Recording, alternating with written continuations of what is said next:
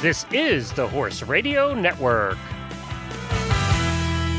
This is episode 1010 of Horse Tip Daily. A different horse tip, a different equine topic, a different equestrian expert every day. Horse Tip Daily brings the world of equine knowledge to you, one day at a time.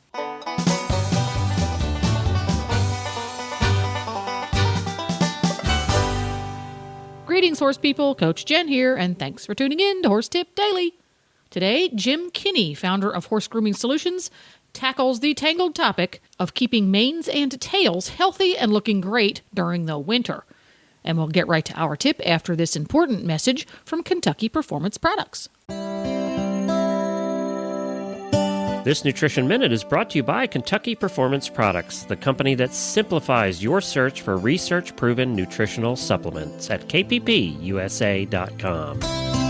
The horse that matters to you matters to Kentucky Performance Products. Managing horses can be challenging. Each horse's personality affects the way he behaves and reacts to the world around him. Horses with certain dispositions can be at higher risk for developing health problems than others. High-strung or excitable horses are easily stressed, but so is the timid, quiet warrior. Stressed horses are more likely to develop digestive upsets that lead to colic, diarrhea, and ulcers. Nalox Advanced was specifically developed to support a digestive tract that is under stress. It sustains proper pH levels, reducing the incidence of ulcers and hindgut imbalances, while simultaneously supporting the healing of damaged tissues. Nalox Advanced supports the complete digestion of starches and sugars, and sustains populations of beneficial bacteria. Make life a little easier on your sensitive horse and start him on Nalox Advanced today. To learn more about the ingredients in Nalox Advanced, visit Kentucky Performance Products at kppusa.com.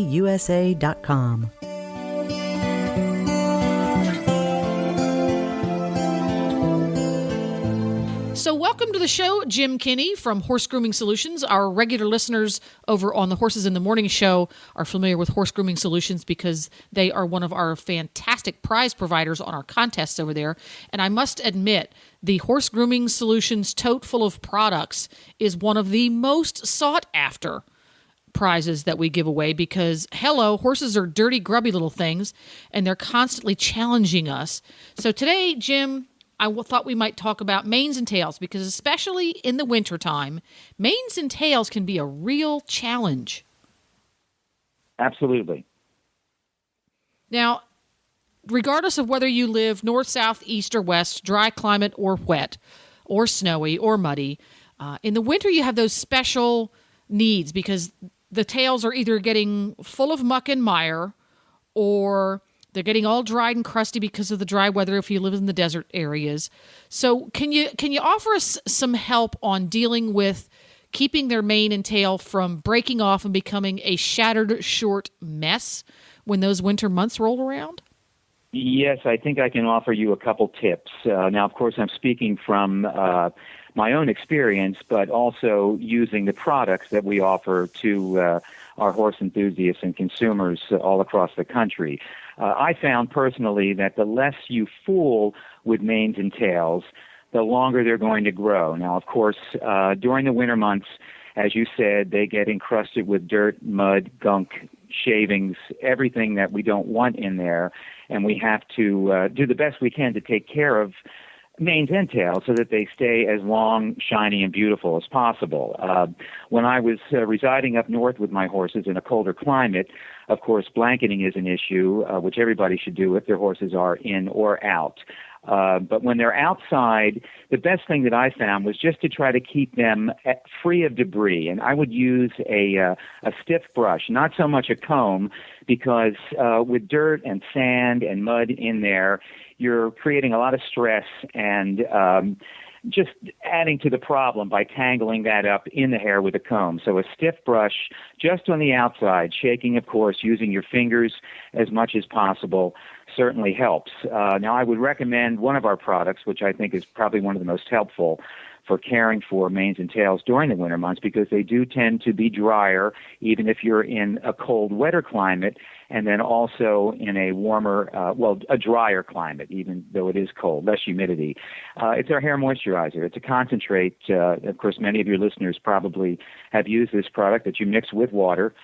Can be used daily. It would work as a good hand and body lotion would that you yourself, the rider, would use. Well, this is for the horse. And I found by just soaking the mane and the tail and working it in with my fingers as often as I possibly could. And, of course, our time is limited. We have jobs. We have other things that take over our time. But this is very helpful in maintaining healthy, clean manes and tails. And if you have your horses out during the day and then bring them in, make sure they are debris-free in the mane and tail area, because it will help to keep other issues from developing down the road. Well, as soon as they get one chunk of something stuck in there, the next chunk of something sticks to that, and then it sticks to that, and then it sticks to that, and it kind of adds up in a hurry. Now, you mentioned about using a stiff brush. So maybe we can touch a little bit on ideal tools, because this is a battle that many of us wage on a daily basis. There are two schools in the comb out the mane and tail camp, and the one school is get it done in a hurry, and the other school is don't you dare touch that. So obviously, in the perfect world, we would pick their tail out with our fingers, 6 hairs at a time. Sure, of course. And combs, not so great because they tend to break hair. Now, is it okay to use a body brush or a dandy brush on their tail? I would suggest, yes, that is safe. I would suggest to the riders that when you brush a tail, always start at the bottom very gently and hold a portion of the tail above the area that you're brushing, because you're going to cause less stress and breakage if you prevent that long stretching motion. So short brushing motions at a time, I think, are very helpful. That's what I found in my personal experience. Now, conditioner versus slicker. Now, you see a very, very popular grooming product that's on the market, and you see it in every horse show in the whole wide world, regardless of your discipline, makes the hair super, super, super slippery, so it's easy to get the knots out, but it doesn't condition the hair to keep the hair healthy. What's the difference between making the hair slippery and making the hair conditioned? Well, when you use something that has silicone, which adds slip to hair, that's great on an occasional basis, because it allows you to work through tangles and knots very easily without breaking and stressing the horse's mane or tail. A conditioner, let's say such as our hair moisturizer, is enriched with lanolin, mineral oil, and an emulsifier that allows it to work with water. So you're not coating the hair with something slippery, which is fine occasionally. You need a combination of both. But a conditioner, or let's say moisturizer, is going to put back in the moisture that's lost due to dirt, dry conditions, heat, rain, whatever the horse may encounter. It's kind of a 50-50 balance.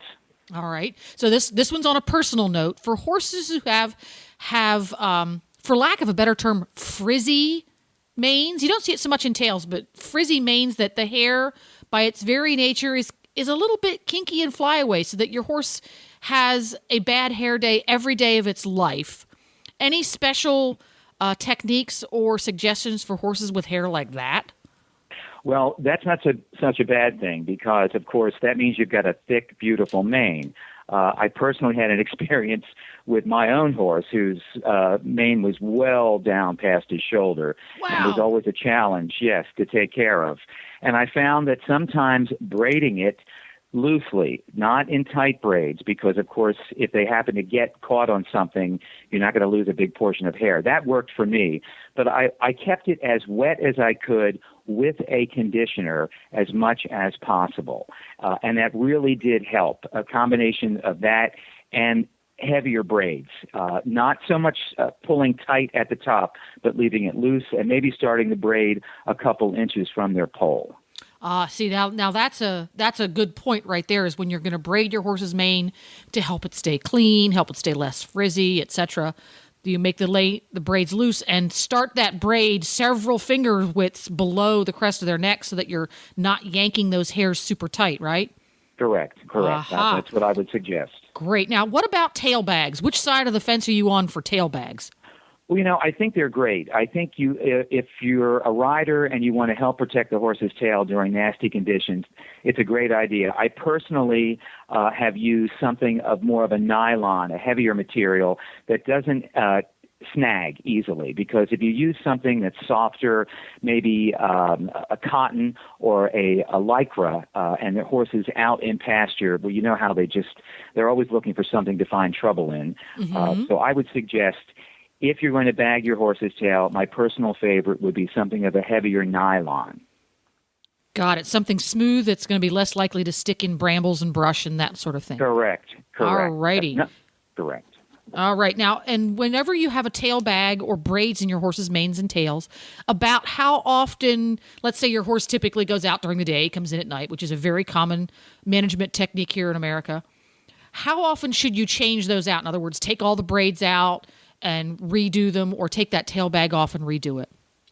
I think it depends on the time that you allot yourself to care for your horse. I think if you are going to bag your horse's tail and braid them, you do need to pay special attention to the length of time that braid and bag are on. You don't want it to be too long of a period that it's going to cause an issue with too much moisture in the tail when they come into warm conditions after cold.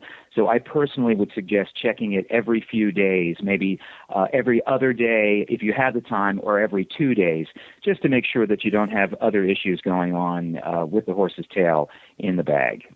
Got it. So I'm going to make Glenn listen to this, because his pony he doesn't have a whole lot of tail.